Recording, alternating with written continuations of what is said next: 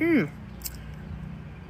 What's up, everybody? It's another beautiful day here in Ohio. Welcome to my really quick NFL draft wrap-up. So really quickly, I know I say this every single time, but I highly doubt that more than one person has returned. I am outside right now. The sun is so bright, and I'm wearing these sunglasses. Even though they're prescription sunglasses, I still can't see anything. So if you're asking any questions or if you're seeing anything on there, I am so sorry. I cannot read crap. I'm just gonna be happy if I go and see that someone is there. But I have my podcast coming up this week, Bougie Sports Podcast. You can check that out on YouTube. You can find that at bougiesports.net. There I'll be talking a lot more about a couple things I want to talk about really quick in this live video. Just wanted to give you guys my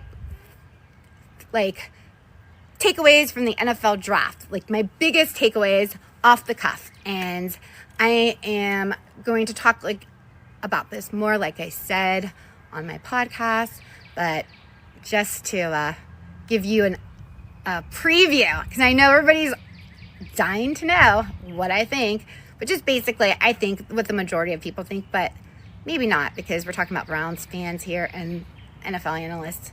You know, it's crazy. You go on the draft or on Twitter, and you'll see two huge differences. Half people saying, oh my God, that was the best Browns draft. Half of the people are like, I hate the Browns. I'm never going to be a fan anymore. I'm not getting season tickets. And I expected this to happen. I guess I expected this to happen over anything else, that no matter what the pick was, that half of the fan base were not going to be happy with that. So that's one thing that came true.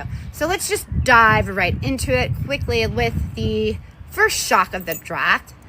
The number 2 pick, which I thought had Travis Hunter's name on it, going to Cleveland Browns as a wide receiver, did not happen. Instead, the Jacksonville Jaguars traded up with the Cleveland Browns to take Travis Hunter.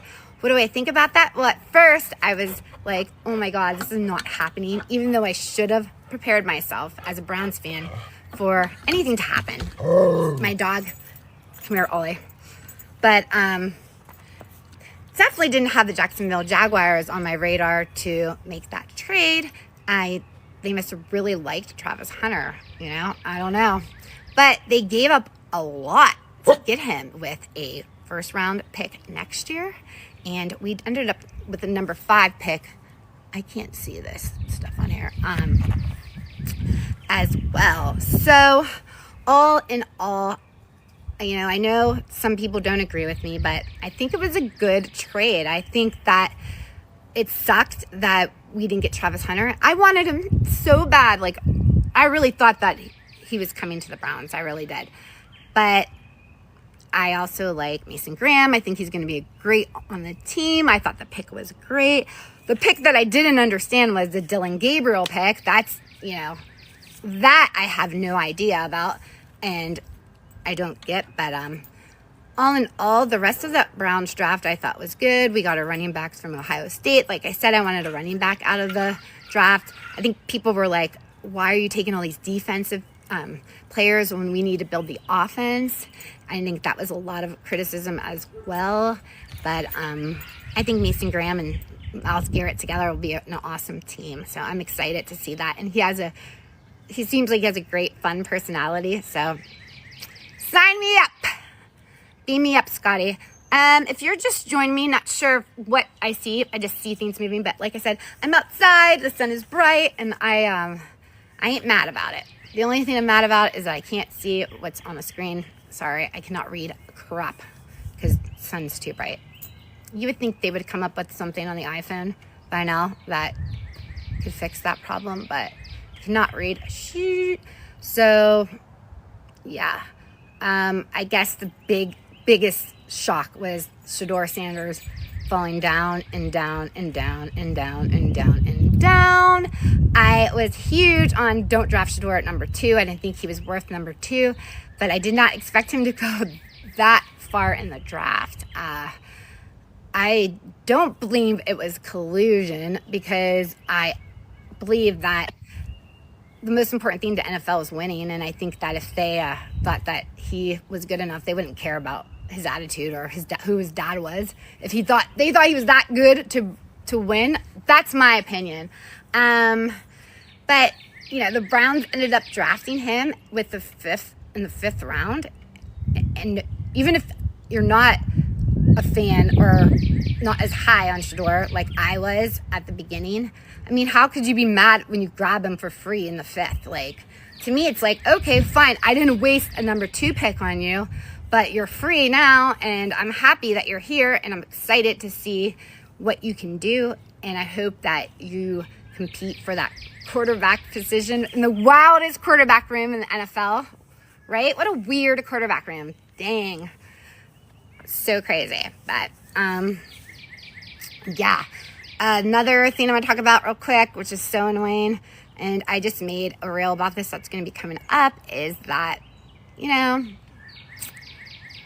I know it's football and you're not supposed to care, but yeah, I always get emotionally invested. And it so sucks that Jack Sawyer and Will Howard went to the Steelers. That literally broke my heart. I wanted the Browns to draft Will Howard, so I was pissed. Especially when they drafted Dylan Gabriel and Will Howard was still there. I'm like, what the? You got Dylan Gabriel. He's short.